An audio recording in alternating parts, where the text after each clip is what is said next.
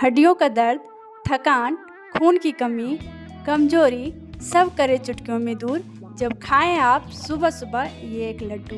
Hey everyone, मेरे YouTube channel RSM kitchen में आप सभी का बहुत बहुत स्वागत है। तो दोस्तों, आज जो रेसिपी बनने वाला है ना, बहुत ही टेस्टी और हेल्दी बनने वाला है।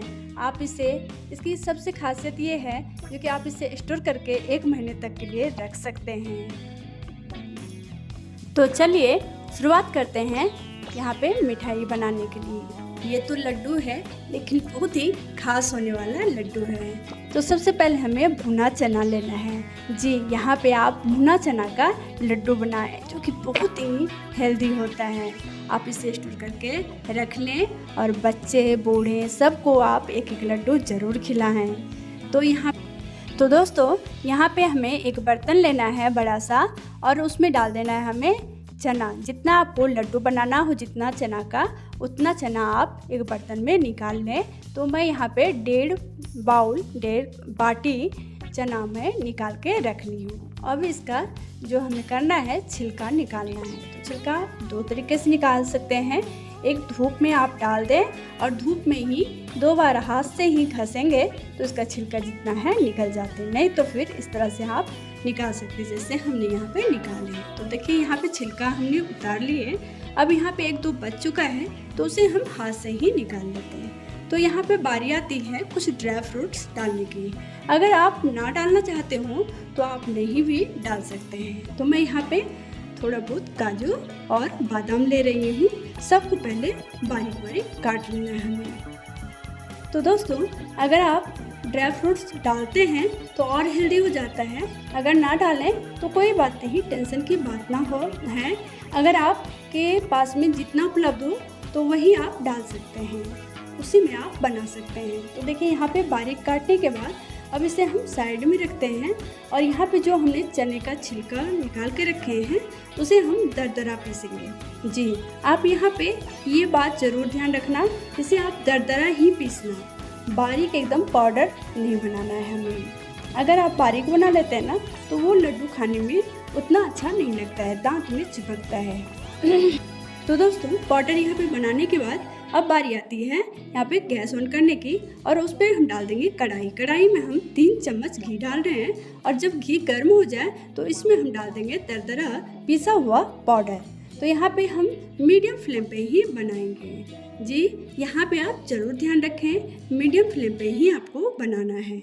तो इसे आप भूनें, और भूनते टाइम में अगर आपको ड्राई लगे तो आप बीच में घी डालते जाएं। तो मैं यहाँ पे फिर 2 चम्मच घी डालने के बाद फिर से इसे भूनूंगी। 2 से 3 मिनट के बाद इसमें हम काजू और बादाम जो काट के रखे थे वो भी डाल देंगे।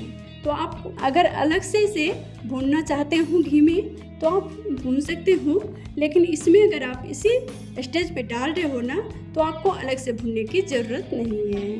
ड्राई फ्रूट्स डालने के बाद उसे हम फिर 2 से 3 मिनट के लिए भूनेंगे, और फिर यहाँ पे हम डाल देंगे मखाना।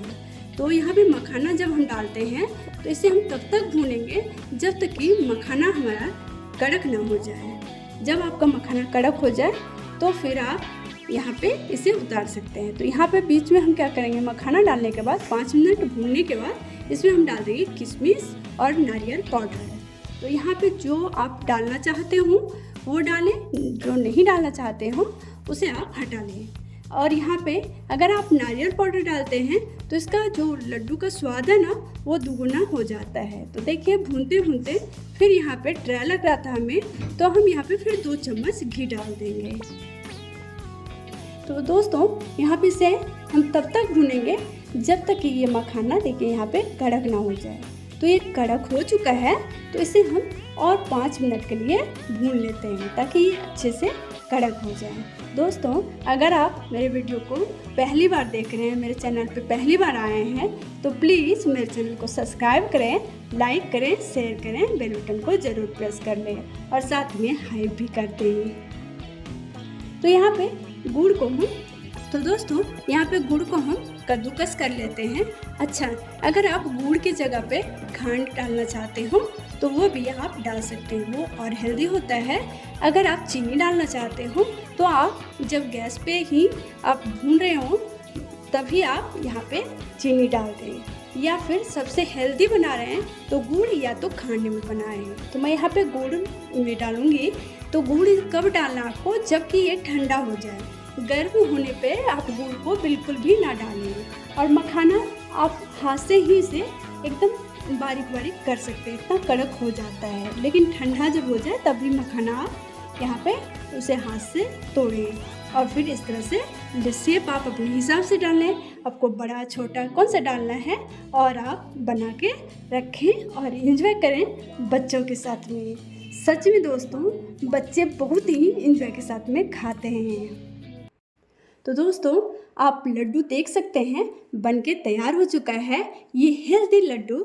और आप इसका टेक्सचर भी देख लीजिए कितना मस्त है। और आप इसे 1 महीने तक बना के रख सकते हैं और एंजॉय कर सकते हैं।